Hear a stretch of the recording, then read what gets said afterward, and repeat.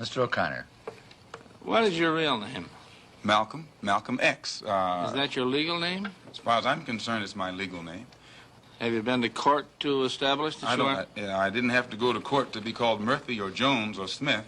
Excuse me for answering you this way. That's if all right. a Chinese person were to say his name was Patrick Murphy, you would look at him like he's insane, because Murphy is an Irish name, a European name, or the name that has a Caucasian or white background. And a yellow person, Chinese is a yellow man, and he has nothing to do or no connection whatsoever with the name Murphy. And if it doesn't look proper for a person who is yellow or Chinese to be walking around named Murphy or Jones or Johnson or Bunch or Powell, I think it would be just as improper for a black person or the so-called Negro in this country, as we're taught by the Honorable Elijah Muhammad, to walk around with these names. And therefore he teaches us that during slavery, the same slave master who owned us put his last name on us to denote that we were his property. So that when you see a Negro today who's named Johnson, if you go back in his history, you'll find that he was once, his grandfather or one of his forefathers was owned by a white man who was named Johnson. If his name is Bunch, his grandfather was owned by a white man that was named Bunch. Would you mind telling me what your father's last name was? My father didn't know his last name. My father got his last name from his grandfather, and his grandfather got it from his grandfather, who got it from the slave master.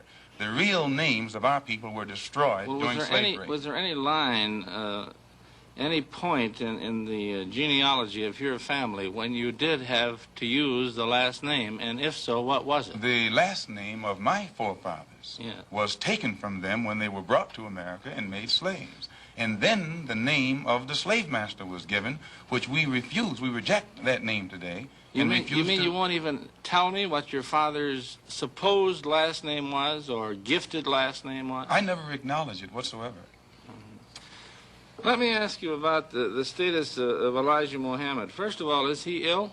I spoke to him today. He is in better health than he has been. He's suffering from asthmatic bronchitis. Is that why he didn't attend your rally on last Tuesday? The only reason that he didn't attend was his ill condition, and the weather here, especially on that particular day, was of such nature that it would have been almost insane for him to come.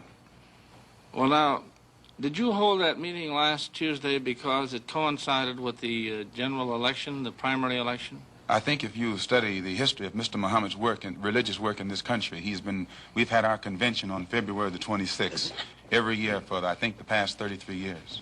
Well, now, while you don't care to discuss your former name or the name that the slave master gave to your antecedents, it is a matter of record that Muhammad's last name was Poole, Elijah Poole. No, that's the name that his slave master gave to his grandfather or great-grandfather, but that's not his name. Well, his mother and father thought when they called him Elijah Poole that was his name. They didn't know any better. Well, if they didn't know any better or not, they thought that was his name. Yes, sir, but sir... So what I'm trying to find out is when did he cease to be Elijah Poole and get to be Elijah Muhammad? In 1931, I think it was, in Detroit, he was taught the true history of our people and made aware at that time that he was wearing an English name, and by not being an Englishman, he looked out of place.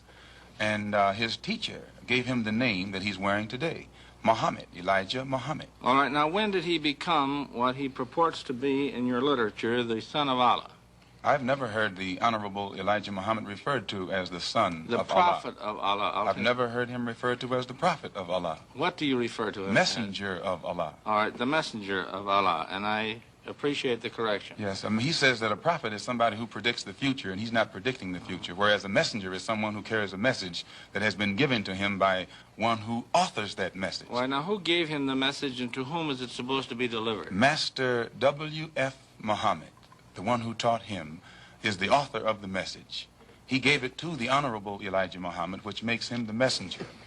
And he's to deliver that message of truth and righteousness to the 20 million American so-called Negroes, which means he's to teach us the truth, which will awaken us, and then show us how to live a life of righteousness, which will automatically qualify us for recognition as human beings by all other righteous human beings here on this earth. Well, now, one other question. With reference to what Mr. Hurlbut asked you a little bit ago, you took a very moderate position of wanting independence without having any hatred for the whites. Do I understand that correctly? Hatred is not involved in it whatsoever. Well, I recall in a recent plane crash, I mean 2 or 3 years ago, or less than that, a charter flight on Air France in which a group of people from Atlanta, Georgia, were, as they say in the business, as they took off from Orly Field. And you were quoted at that time as expressing great gratification that this tragedy had occurred. Do you recall that? I recall it. What did you say? Do you remember? The press misinterpreted it and misrepresented it. What did you say? They said that it was made at a Muslim meeting. It wasn't. It was made at a rally of Negroes, Baptist, Methodist, Catholic, and otherwise in Los Angeles, who were rallying to protest the brutal shooting of 7 unarmed Negroes And what did you by say? heavily armed white policemen in the city of Los Angeles. And because we are a people who have been taught by the Honorable Elijah Muhammad to never carry weapons of any kind, but to get on God's side and rely on God to fight our battles for us, at the time that these brothers were shot down so brutally, I pointed out at the funeral of the brother who died that God would step in and take a hand in giving us some form of justice for the brutal killing of our brother.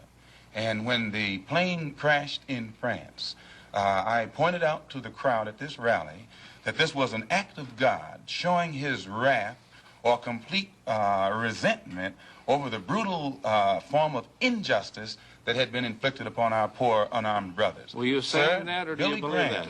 At that time, Dr. Billy Graham was in a crusade in Chicago, and the press, your papers here in this city, quoted Billy Graham of also saying that plane crash was an act of God.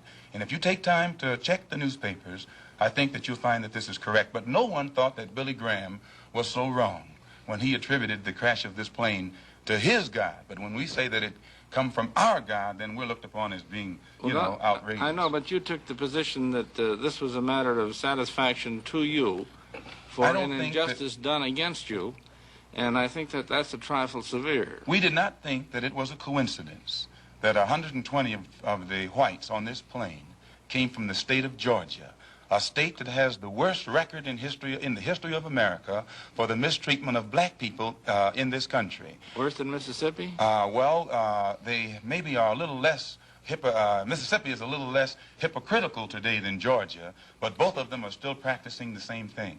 Now the whites in Georgia bite Negroes with a smile, whereas they used to bite them with a growl. But they're still being bitten, and we don't think that it is any worse to be bitten with a smile than it is to be bitten with a growl. Mr. Calvert. While we're on the subject of Mississippi, what is your organization's position of what happened in Mississippi in the past 6 months? Such as what? Such as the James Meredith incident and the enrollment of him in the university. Well, the Honorable Elijah Muhammad wants justice for every one of the 20 million so-called Negroes. And to just take one Negro and stick him in college with the aid of 15,000 troops and at a cost of $6,000 is a disgrace. It's a waste of taxpayers' money. It's a farce. It's hypocrisy.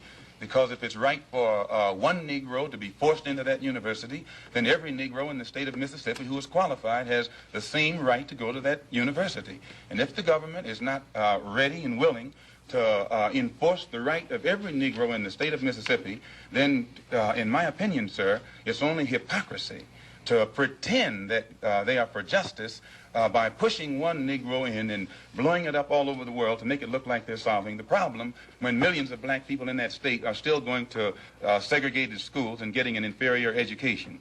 Does your organization encourage members to attempt to enter schools that have been known as all white in the past? The Honorable Elijah Muhammad doesn't discourage us from attending white schools, but he does say that it is better for us to go to our own schools, and after we have a thorough knowledge of ourselves, of our own kind, and racial dignity has been instilled within us, then we can go to anyone's school and we'll still retain our race pride, our racial dignity, and we will be able to avoid the subservient inferiority complex that most Negroes have that is instilled within most Negroes who receive this sort of integrated education.